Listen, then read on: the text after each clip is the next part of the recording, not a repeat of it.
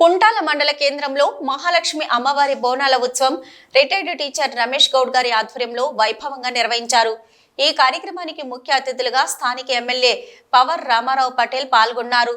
మహిళలు భక్తి శ్రద్ధలతో బోనాలు నెత్తిన పెట్టుకుని మహాలక్ష్మి ఆలయం నుంచి ఊరేగింపుగా ప్రసిద్ధిగాంచిన గజ్జలమ్మ ఆలయానికి చేరుకున్నారు. అమ్మవారిని దర్శనం చేసుకుని బోనాలు సమర్పించి ప్రత్యేక పూజలు చేశారు. అనంతరం అన్నదాన కార్యక్రమంలో పాల్గొన్నారు. ఈ ఉత్సవంలో మండల నాయకులు, కార్యకర్తలు తదితరులు పాల్గొన్నారు.